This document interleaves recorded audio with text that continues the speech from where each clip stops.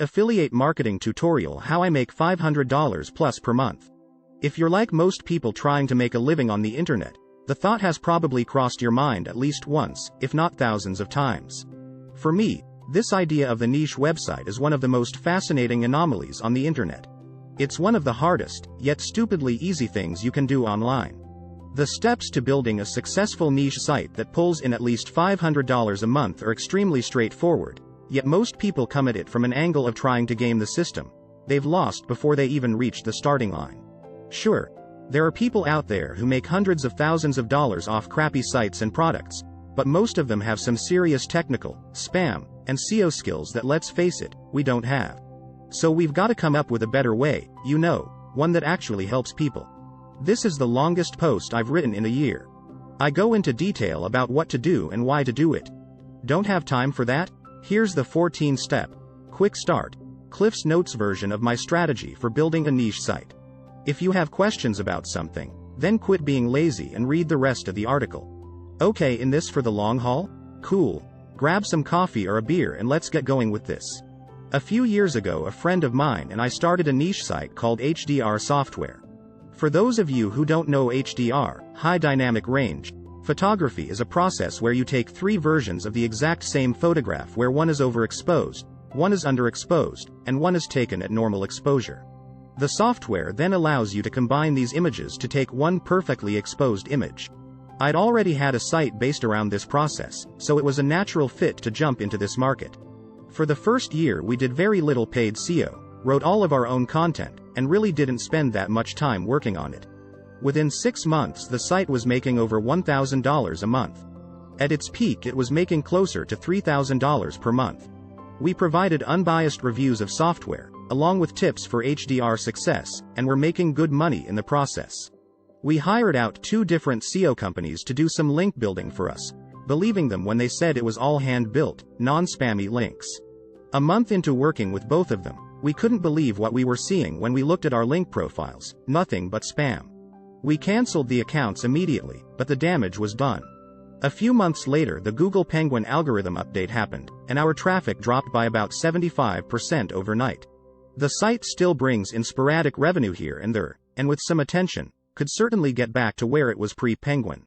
However, the point of me telling you this is I know what works, and what doesn't, both through my own experience, as well as that of close friends who have seen spectacular success, catastrophic failures, and many who just saw a whole lot of nothing when it comes to niche affiliate websites.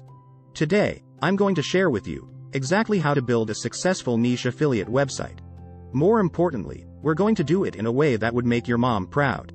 Just to make sure we're all on the same page, let's talk real briefly about how we're actually going to make money through this site. There are a lot of ways to make money on the internet. A few of the ones you'll find on niche sites are, however, for as simple as it sounds, actually getting traffic and getting people to buy products is a much more difficult task that we'll be covering in depth in this article. Now that we're on the same page though, let's jump into exactly how to select a niche, and more importantly how we're going to select the specific products we're going to promote. I believe you can build a niche website around just about anything, assuming you're passionate enough about the topic. The reason most people fail is because they choose a niche like Swedish leather furniture, when they are nomadic and have absolutely no interest in what they're writing about. If you want to do this successfully, basically think of this new site like a blog. A blog where you have to write a lot about one particular topic, and the content has to be really good. If you don't have a certain level of knowledge or interest in that topic, you're going to get burnt out before you even make your first dollar. This is why niche selection is so important. I could go on like that forever, as I'm sure you could too if you start thinking about it. Use this post to help with the brainstorm process if you get stuck on business ideas. Now, with enough time, motivation, and passion, I think you could probably build a successful site out of just about any one of those niches I listed. But we don't have all the time in the world, so we want to make sure we give ourselves the best shot at success possible. This holds more true for e-commerce, dropshipping websites, but I look at it like this. If I have a low-priced product, I have to get maybe 5 or 10 times as many people to actually whip out their credit cards and buy something. But if I only have to convince one person to make a good commission, it'll be easier to make money over the long term. My strategy is all about creating incredibly useful, shareable content, So if I can't see myself writing 100 unique articles over the next couple years, then there's a good chance I'm not interested in it enough to invest the time and energy into the project. Don't get me wrong. Maybe you'll be able to, but for me, this one's a deal breaker. Note: if you have some money to invest, you can hire this out as long as you're diligent about the quality. There are affiliate programs out there that will allow you to sell just about anything. The question is, what are the commissions like? The whole, high price, low volume, doesn't work if you still only get a 1% commission off the sale. I generally won't get into any market with less than a 10% affiliate commission unless I have a really good reason. I also shoot for at least 25 to 30% with everything I do. It's worth noting you generally won't find commissions this high with physical products, but if you have a few good products that you can recommend with higher commissions, it can help subsidize the rest of the products that may have lower commissions. This can be a tough question to answer definitively, but here's how I go about it. Come up with 5 to 10 keywords that people might search for when looking for your product.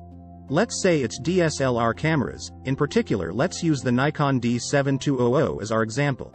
I might search for Nikon D7200 review, Nikon D7200 sale, Adorama coupon code, a site that sells the camera, Nikon D7200 versus D610. I'll then run those through the Google Keyword Tool or SEO Moz to see how much traffic they each get. In this case, Nikon D7200 review gets 65010K searches per month. Looking through some of the pages on the search results, there are other reviews with affiliate links in them. So I've got to imagine that because there are so many people in this market reviewing this particular product, that people are making some decent money, especially if they are reviewing a bunch of other cameras and equipment as well. Here's my basic formula for determining if it's a profitable niche. Buying key-term traffic plus lots of reviews with affiliate links plus high-priced product with good affiliate commissions equals good chance people are making money. There are much more scientific and in-depth ways you can research this, but if you're just starting out, this can help you get a good idea. Before we start jumping into the specifics of getting your site set up, we should address one thing: Amazon. Amazon is the biggest and most well-known affiliate program in the world, and for good reason. You can sell almost anything. So why not go that route? You need a lot of traffic to be successful. I've used Amazon links a fair amount across all my sites, and for the first couple years the most I made was around $200 in a month. These days I can regularly get up to over $1,000 on my golf site, and sometimes more, which has me feeling a little bit more bullish on Amazon. But this is really dependent on making sure you're optimizing and ranking for the right key terms. If you find this video useful, don't forget to like and subscribe to our channel.